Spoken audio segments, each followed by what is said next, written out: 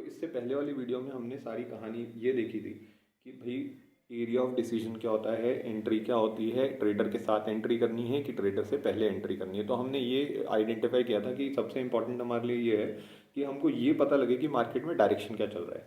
तो वो डायरेक्शन हमको तब पता लगेगा जब हमारे पास में मार्केट की जो पास्ट मार्केट है, पास्ट मार्केट एनालिसिस होगी। ठीक है, अब मुझे ये चाहिए, जब मैं बोल रहा हूँ पास्ट मार्केट एनालिसिस, इसका मतलब मैं लेफ्ट साइड ऑफ मार्केट की एनालिसिस करने में ज़्यादा इंटरेस्टेड हूँ।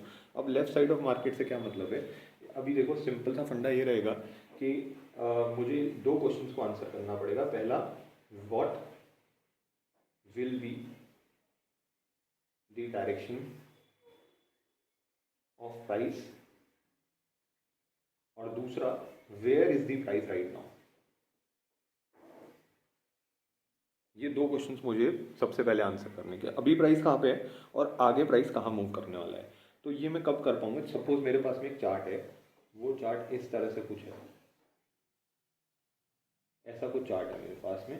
ठीक है, और तो पहला क्वेश्चन ये होगा कि where is the price, where is the price, इसका आंसर मैं बोलूँगा कि price is at this point, this is the current market price which is CMP। Second question is what will be the direction of the price, pardon for the spellings, ये W है। ठीक है, so where will be the, what will be the new direction for the price, अभी क्या direction है और उसके बाद में क्या डायरेक्शन होने वाला है। इसमें हम दो क्वेश्चंस को आंसर करेंगे कि current direction and then future direction.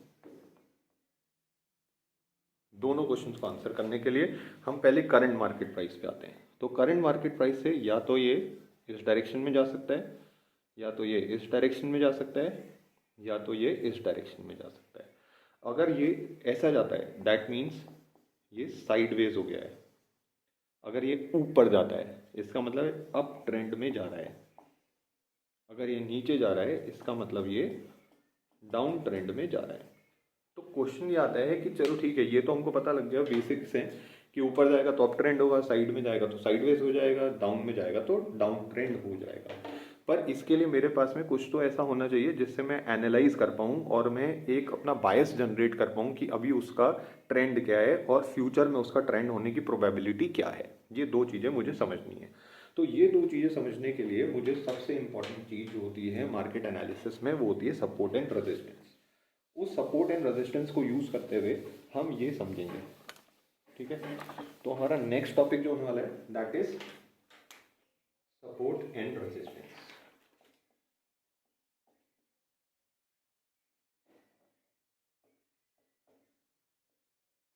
तो सपोर्ट देखो, it is pretty intuitive. Support का यही मतलब होता है कि जैसे जैसे मतलब मार्केट ने गिरना चालू किया, गिरना चालू किया, एक पॉइंट आया, यहाँ से मार्केट ने अपना ट्रेंड ही चेंज कर लिया। ट्रेंड ही चेंज कर लिया का मतलब देखो पहले क्या हो रहा था, मार्केट गिरते जा रहा था, गिरते जा रहा था, अभी क्या हुआ, मार्केट ऊपर जा रहा है। तो बेसिकली ये एक पिवट की तरह एक्ट करता है, ये एक पिवट की तरह एक्ट कर रहा है जिसने मार्केट के डायरेक्शन को चेंज किया।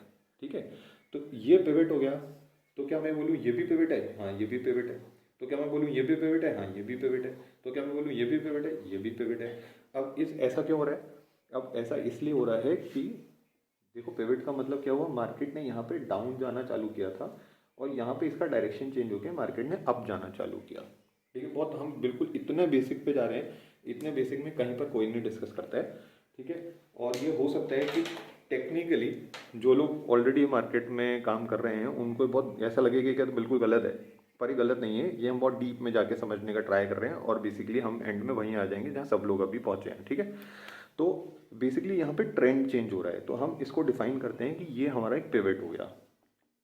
और जब ये पिवट बनता है, तो अगर ये पिवट नीचे बनता है तो हम इसको बोल देते हैं स्विंग लो, और जब ये ऊपर की तरफ बन जाता है तो हम इसको बोल देते हैं पिवट स्विंग हाई। तो हम इसको बोलते हैं पिवट का, पिवट बोल दो या इसको हम बोल देंगे स्विंग हाई।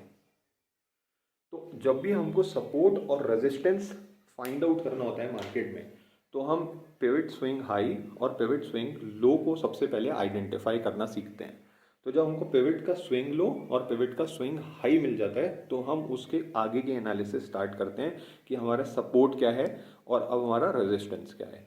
ठीक है, तो आज के लेक्चर को हम इतना ही रखते हैं और वीक नंबर 4 में हम लोग अब जो टॉपिक रखेंगे वो रखेंगे आइडेंटिफाइंग सपोर्ट एंड रेजिस्टेंस और उसका डिटेल्ड एनालिसिस करेंगे और साथ में ये भी देखेंगे कि what are your valid swing lows and what are your valid swing highs. अभी हमने सिर्फ एक उसके स्ट्रक्चर को समझा है कि स्विंग हाई क्या होता है, स्विंग लो क्या होता है, पर हमको अब ये भी देखना है कि कौन सा वैलिड स्विंग हाई होगा और कौन सा इनवैलिड स्विंग हाई और इनवैलिड स्विंग लो होगा। तो ये सारी चीज़ें समझने के लिए हम लोग वीक 4 के लेक्चर का